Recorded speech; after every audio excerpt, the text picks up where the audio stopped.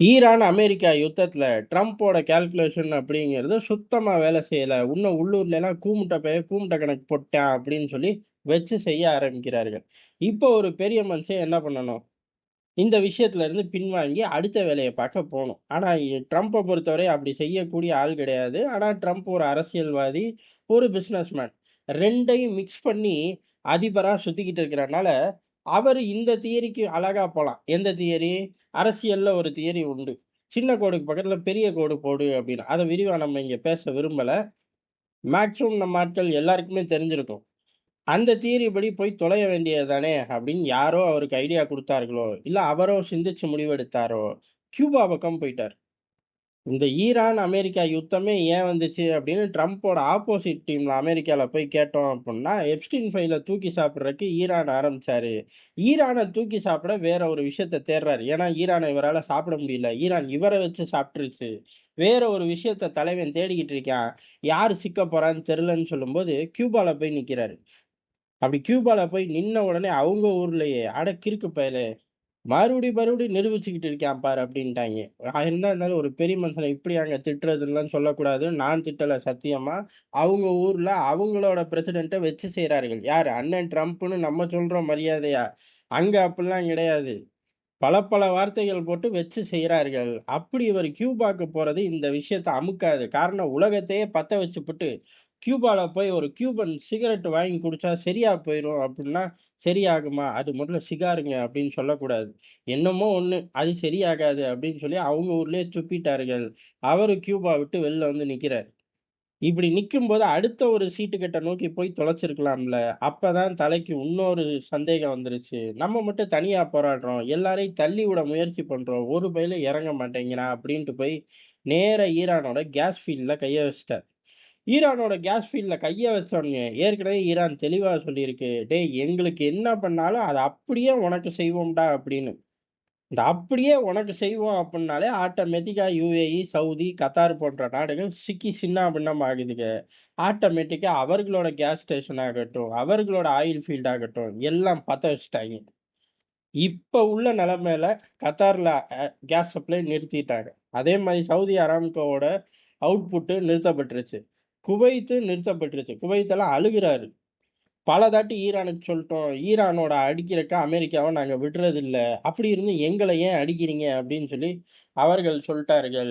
யுஏஇயையும் பெரிய அளவு டிஸ்டர்ப் பண்ணிட்டார்கள். எல்லாத்தோட அந்த கேஸ் ஃபீல்ட் ஆகட்டும், இல்ல ஆயில் ஃபீல்ட் ஆகட்டும், எல்லாத்துமே இப்ப பத்தி எரியுது.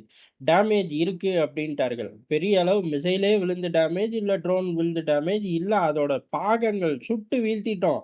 ஆனா அதோட பாகங்கள் விழுந்து டேமேஜ் ஆகுறதே ஆயில் ஃபீல்டு. இத சரி பண்ண நாள் ஆகும் அப்படின்னு சஸ்பெண்ட் பண்ணி வச்சிருக்கார்கள். பெரிய அளவுல ஆக்டிவிட்டி கிடையாது. இவ்வளவு கால பஞ்சாயத்து எங்க இருந்துச்சு? ஸ்ட்ரெய்ட் ஆஃப் ஹோர்மஸ்ல கப்பல கொண்டு வரதுல இருந்துச்சு. இப்ப நிக்கிற கப்பல் மட்டும் தான் கவுண்ட்டு. புதுசா கப்பல் உள்ள வரப்போறதே இல்ல. இங்க தான் அவுட்புட்டே போப்போறது இல்லையே. இப்ப இது ஓரளவு பெரிய டேமேஜ் ஆயிருச்சு அப்புட்ன்னா, அசால்ட்டா 7லருந்து 8 மாசம் ஆகும் சரி பண்ணி அவர்கள் அவுட்புட் எடுக்க. இப்ப எல்லாருக்கும் கோபம் வந்து ஈரான் மேல பாயணும்ல. பாயாட்டி நீ பாய்ஞ்சு ஆகணும் அப்படின்னு நான் ட்ரிகர் பண்ணுவேன்ல அப்படின்னு அன்னை அமெரிக்கா நெனச்சு செஞ்சிருக்கிறதுக்கு தான் அதிக வாய்ப்பு இருக்கு. ஏன்னா இதுல இத அடிக்கிறனால ஈரான் வலிக்கு வருமானா, ஈரான் கூடுதலா தான் வலிய உருவாக்கி விட்டுரும் மார்க்கெட்டுக்கு, உலகத்துக்கு, அன்னை அமெரிக்காவுக்கு.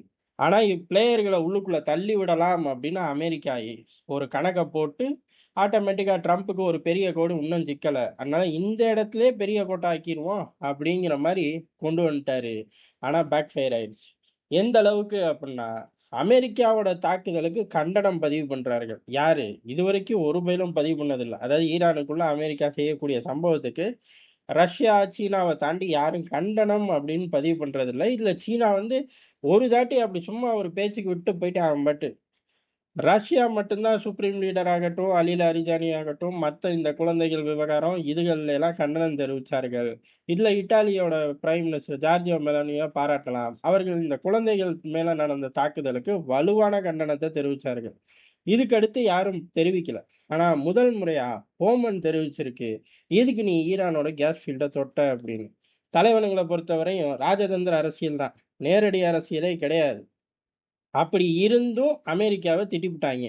"ஏன் இத பண்ண? இதனால ஏகப்பட்ட பின்விளைவுகள் மோசமா தான் வரும். பாதிப்புகள் ஜாஸ்தியா இருக்கும்." அப்படின்னு சொல்லி அமெரிக்காவ திட்டிட்டார்கள். அப்ப வேற எந்த பிளேயரும் இறங்குறக்கும் வாய்ப்பில்ல. ஏன்னா, ஓமனே இறங்கி திட்டுது அப்புட்ன்னா, சவுதி இறங்கி அமெரிக்காவ திட்ட வேண்டாம். அமெரிக்கா பின்னாடி ஓடப் போறதில்ல.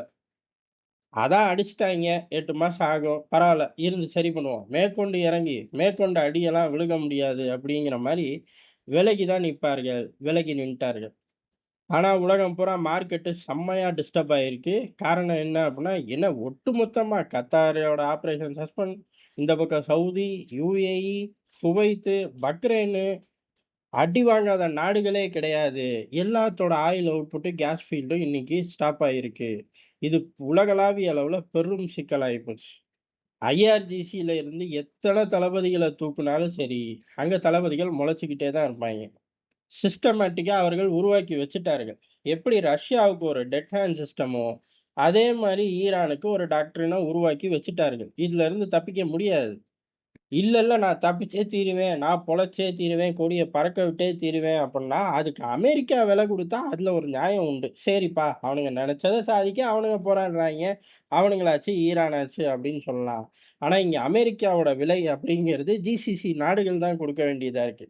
GCC நாடுகள் குடுக்கும்போது ஆட்டோமேட்டிக்கா அவர்களோட கனெக்டிவிட்டில உள்ள மத்த நாடுகள், ஏசியா, யூரோப், ஆப்பிரிக்கான்னு எல்லாருமே சிக்கி தவிக்க வேண்டியதா இருக்கு. பயப்புள்ளையோட ஊர்ல பெரிய அளவுல விலையேற்றம் அவ்வளோதான். அந்த விலையேற்றத்த அவர்கள் சந்திச்சுக்கு தான் ஆகணும். அப்படி சந்திக்கும்போது அழுவார்களா அப்படின்னு கேட்டா, அழுகலாம் மாட்டாய்ங்க. டாலர பிரிண்ட் பண்ணி கையில குடுத்துட்டு போயிருவாய்ங்க.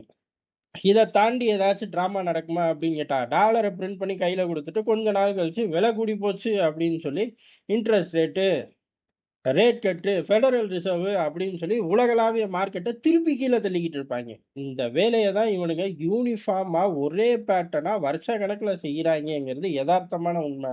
இதுக்கு தீர்வு எப்ப வரும்னு என்ட்ட கேட்கக்கூடாது.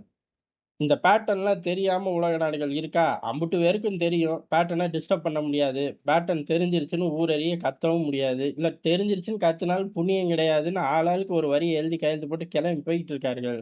அப்ப அமெரிக்கா இப்படிதான் ஆடும். இப்போதைக்கு அதாவது அலி லாரிதானியோட கொன்னதுக்கப்புறம், அமெரிக்காவுக்கு ஒரு அப்பர் ஹேண்ட் கிடைச்சுச்சு. ஆனா, அதுக்கடுத்து போய் கேஸ் ஃபீல்ட தொட்டதுக்கப்புறம், அலி லாரிதானியோட கொன்ன அந்த மைலேஜ்லாம் மொத்தமா முடிஞ்சிருச்சு. ட்ரம்பே யோசிச்சுப்பாரு, "என்ன வண்டியே எடுக்கல, மைலேஜ் முடிஞ்சுச்சுன்ட்டாய்ங்க" அப்படின்ருப்பாரு. "ஐயா சாமி உங்க வண்டிக்கு மட்டும் இல்ல, ஒட்டுமொத்த பெட்ரோலும் ஓஞ்சு போச்சு போங்க" அப்படின்ட்டாய்ங்க. சரி, எப்படிதான் இந்த யுத்தத்த முடிக்கப் போறார்கள் அப்படின்னு கேட்டா, இப்போதைக்கு அமெரிக்கால ஒரு டாக் ஓடிக்கிட்டு இருக்கு. உண்மை பொய்யுங்கெல்லாம் நமக்கு தெரியாது. அண்ணன் அமெரிக்கால ஓடுற டாக்கெல்லாம் நம்ம கணக்குல எடுத்து 1000 ஃபில்டர் போட்டு, அதுக்கப்புறம் ஆன்ஸர கண்டுபிடிக்கிறதுக்குள்ள ட்ரம்ப்போட மனசு மாறி போயிரும். ட்ரம்ப்போட மனசு எப்ப மாறும்? அது நொடிக்கு நொடி மாறும். நம்ம ஃபில்டர்ல உட்கார்ந்திருக்கும்போதே மாறிரும். நம்ம 5 ஃபில்டர முடிச்சு ஆன்ஸர கொண்டு வரதுக்குள்ள பயப்புள்ள வேற ஒரு விஷயத்த பண்ணி பேசிக்கிட்டு இருப்பாரு. அதனால இப்போதைக்கு வர செய்தி என்ன அப்புட்ன்னா, அட்லீஸ்ட் 2வது சுப்ரீம் லீடர், அதாவது முஸ்தபா கமேனி இறந்துட்டார் அப்படின்னு சாலிடா ஒரு இன்ஃபர்மேஷன் கிடைச்சா, பேசாம ஊருக்கு கிளம்பி போயிரலாம் அப்படின்னு அமெரிக்கா மனசுல இருக்கு. மனசுல தான் இருக்கு. ஆனா ட்ரம்ப்போட முடிவுகள் மாறும். ட்ரம்ப்போட முடிவுகள் மாறுமா அப்படின்னு நம்ம சந்தேகப்படவே வேணாம். அவர பொறுத்தவரை எப்பயுமே முடிவுகள் டக்கு டக்குன்னு மாத்திக்கிட்டே தான் இருப்பார். எப்படிதான் இவர் ஆஃபீஸ் கீழ ஆளுங்கலாம் வேல பார்த்தாய்ங்க? கொஞ்சம் கஷ்டம் தான். ஆனா, அவரு குடுக்குற பிரஷர சமாளிச்சுட்டா, ஆப்போசிட் கம்பெனிகள் குடுக்குற பிரஷர்லாம் நமக்கு விஷயமே கிடையாது. ஏன்னா, இவரே அவனுங்கள போட்டு தொலைச்சு எடுத்துருவாரு மார்க்கெட்ல. அப்ப பில்டிங்குள்ள சுத்திக்க வேண்டியது தானே! அந்த மாரி ஓடியிருக்கும் வண்டின்னு நெனைக்கிறேன். எப்படின்னு தெர்ல. இப்படி நம்ம பேசிக்கிட்டு இருக்கும்போது, பென்டகன நோக்கி ஒரு ஆளில்லா விமானம் வந்துருச்சு அப்படின்னு சொல்ட்டாய்ங்க.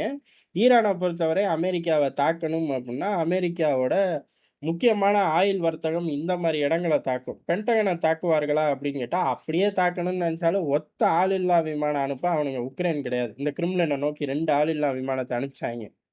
சரி அனுப்பிச்சியேடா, அத கிளைம் பண்றா அப்படின்னா, அதுக்கும் எங்களுக்கும் சம்மந்தம் இல்லன்ட்டாய்ங்க. இந்த மாரி காமெடி பண்ற பயலுக ஈரான் கிடையாது.